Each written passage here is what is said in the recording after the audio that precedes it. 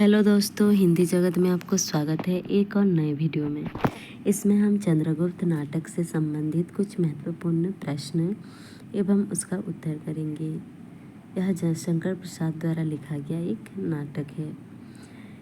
यह MCQ का part 2 है। इससे पहले पार्ट 1 कर चुके हैं और जो कोई भी चंद्रगुप्त नाटक की कथावस्तु को जानना चाहता है वो जाकर प्लेलिस्ट में ज़रूर देखें। वहाँ पर चंद्रगुप्त नाटक की कथावस्तु और MCQ का पार्ट 1 भी है। तो चलिए शुरू करते हैं आज का पहला प्रश्न। चंद्रगुप्त किसकी रक्षा एक चीते से करता है? Option number A Alka, B Kalyani, C Suvasini या डी कार्नेलिया। तो इसका सही उत्तर है option number B Cornelia. Chandragupta Kalyani की रक्षा एक चीते से करता है। अगर प्रश्न आए कि चंद्रगुप्त कल्याणी की रक्षा किससे करता है तो क्या होगा? चीते से करता है। अगला प्रश्न है मगध की राजकुमारी है। कौन मगध की राजकुमारी है? ए कार्नेलिया, बी अलका, सी कल्याणी या डी इनमें से कोई नहीं। तो इसका सही उत्तर है option number C Kalyani. Kalyani जो है वह मगध की राजकुमारी है जिनकी रक्षा चंद्रगुप्त करता है एक चीते से। कल्याणी की रक्षा कौन करता है? चंद्रगुप्त, चाणक्य, राक्षस या इनमें से कोई नहीं। तो इसका सही उत्तर है ऑप्शन नंबर ए चंद्रगुप्त। कल्याणी की रक्षा चंद्रगुप्त करता है और उसे अपना अनुरक्त बना लेता है। अगला प्रश्न है नंद किसकी सहायता करने से इनकार कर देता है? नंद किसकी सहायता करने से इनकार कर देता है? ए सकटार, बी चाणक्य, सी सिकंदर या डी इनमें से कोई नहीं। तो इसका सही उत्तर है ऑप्शन नंबर बी चाणक्य। नंद चाणक्य की सहायता करने से इनकार कर देता है। आगे है पर्वतेश्वर ने नंद का अपमान कैसे किया था? ए सहायता ना करके, बी आक्रमण करके, सी कल्याणी से विवाह ना करके, डी इनमें से कोई नहीं। तो इसका सही उत्तर है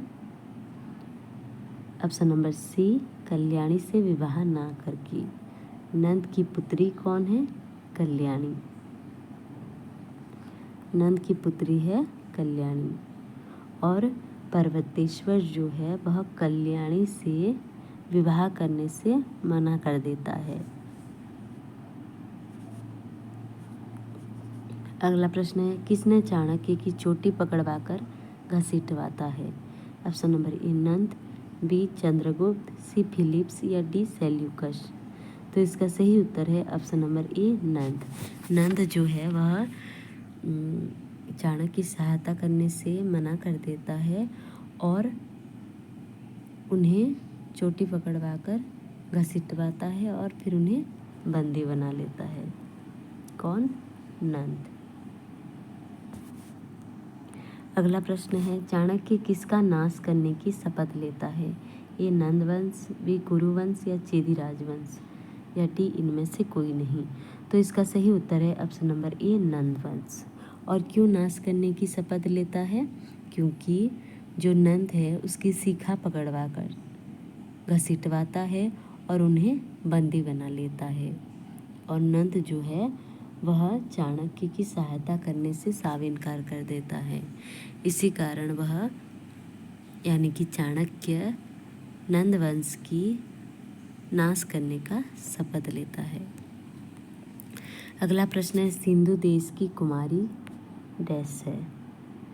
A Alka, B Malvika, C Kalyani या डी सुवासिनी। तो इसका सही उत्तर है option number B Malvika. Malvika Sindhu देश की कुमारी है। अगला प्रश्न है अलका सिंधु देश की कुमारी मालविका से मिलती है, मतलब कि कहाँ मिलती है?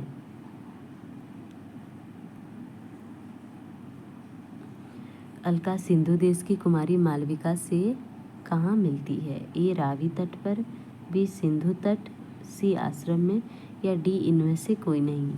तो इसका सही उत्तर है ऑप्शन नंबर बी सिंधु तट। अलका और मालविका दोनों सिंधु तट पर मिलते हैं। अगला प्रश्न है, किसके हाथ में मानचित्र था? Option number A Alka, B Cornelia, C Suhasini या डी मालविका। तो इसका सही उत्तर है option number A Alka. Alka के हाथ में एक मानचित्र था। अगला प्रश्न है, अलका के हाथ से बलात् कौन मानचित्र छीनने का प्रयास करता है? Option number A Sinharan, B Seleucus, C यवन सैनिक या डी सिकंदर। जब सिंधु तट पर अलका और मालविका दोनों एक साथ थे, उसी समय अलका के हाथ में एक मानचित्र था। तो उस मानचित्र को कौन है जो बलात् छीनने का प्रयत्न करता है? ए सिंहरण, बी सेल्यूकस, सी यवन सैनिक या डी सिकंदर। तो इसका सही उत्तर है ऑप्शन नंबर सी यवन सैनिक। अलका के हाथ से बलात् मानचित्र छीनने का प्रयास यवन सैनिक करता है। इसका सही उत्तर होगा ऑप्शन नंबर सी।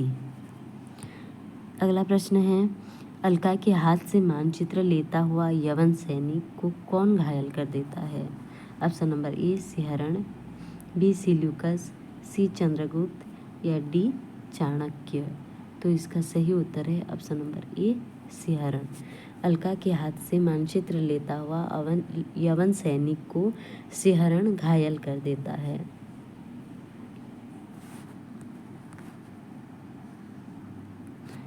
अगला प्रश्न है, किसको यवन सैनिक बंदी बना लेते हैं? Option number A Alka, B Chandragupta, C Sinharan या डी मालविका। तो इसका सही उत्तर है option number A Alka.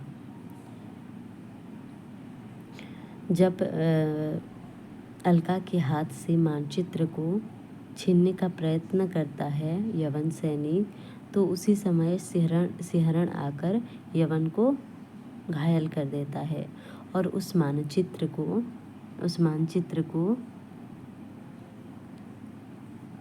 Sinharan अपने साथ लेकर मालविका के साथ नाव में बैठकर वहाँ से चला जाता है। और उसके बाद जो यवन सैनिक आते हैं और अलका को बंदी बनाकर ले जाते हैं। अगला प्रश्न है, मगध के बंदी गृह में चाणक्य को किसने मगध के बंदी गृह में चाणक्य को मिलने कौन दो लोग आते हैं? ये सिकंदर सेल्यूकस, बी राक्षस वररुचि, सी वररुचि सिंहरण या डी इनमें से कोई नहीं। तो इसका सही उत्तर क्या होगा? राक्षस और वररुचि। वररुचि यानी कि कात्यायन। अगर यहाँ पर वररुचि की जगह पर कात्यायन भी मिलेगा तो उसका उत्तर सही होगा। राक्षस और वररुचि मगध के बंदी गृह में चाणक्य से मिलने आए थे। ठीक है, कौन कौन दो लोग? राक्षस और वररुचि यानी कि कात्यायन। यह कात्यायन आए या वररुचि आए, दोनों ही एक आदमी हैं। अगला प्रश्न है, राक्षस चाणक्य को किसके विरोध में पंचनंद भेजना चाहता है? Option number A Parvateshwar, B Nand, C Sikandar या डी वररुचि। तो इसका सही उत्तर है ऑप्शन नंबर ए पर्वतेश्वर। राक्षस पर्वतेश्वर के विरोध में चाणक्य को पंचनंद भेजना चाहता था। अगला प्रश्न है, चाणक्य को वार्तिक पूरा कराने की सहायता की याचना कौन करता है? ए राक्षस, बी वररुचि, सी चंद्रगुप्त या डी इनमें से कोई नहीं। तो इसका सही उत्तर है वररुचि, यानी कि कात्यायन जो है वह चाणक्य को वार्तिक पूरा करने की सहायता हेतु पंचनंद भेजना चाहता है, अपना काम कराना चाहता है। और राक्षस क्या चाहता है? पर्वतेश्वर का विरोध करने के लिए उन्हें पंचनंद भेजना चाहता है। और चाणक्य को अपनी वार्तिक पूरा करने के लिए वररुचि यानी कि कात्यायन याचना करता है, सहायता के लिए याचना करता है। और एक बार अच्छे से बता देती हूँ कि चाणक्य को राक्षस जो है वो पर्वतेश्वर का विरोध करने के लिए पंचनंद भेजना चाहता है और वररुचि जो है यानी कि कात्यायन अपनी वार्तिक पूरा कराने में सहायता की याचना करता है। इस प्रकार दोनों अपनी सहायता मांगने के लिए मगध के बंदी गृह में चाणक्य से मिलने जाते हैं। अगला प्रश्न है, कौन चाणक्य को बलपूर्वक बंदी गृह से छुड़ाकर ले जाता है? ए चंद्रगुप्त, बी सिहरण, सी सिकंदर या डी इनमें से कोई नहीं।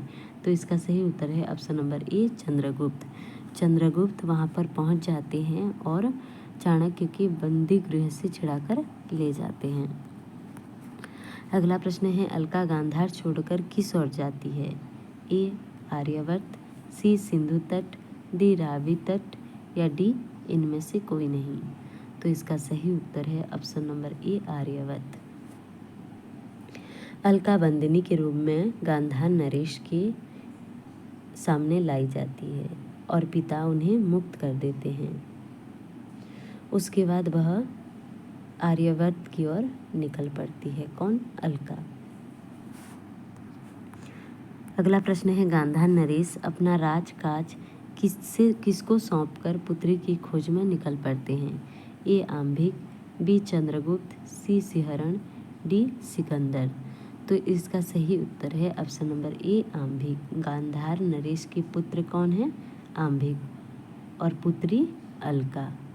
अपना जो जितना सारा राजकाज है वो अपने पुत्र आंभिक को सौंपकर अपनी पुत्री अलका की खोज में निकल पड़ते हैं।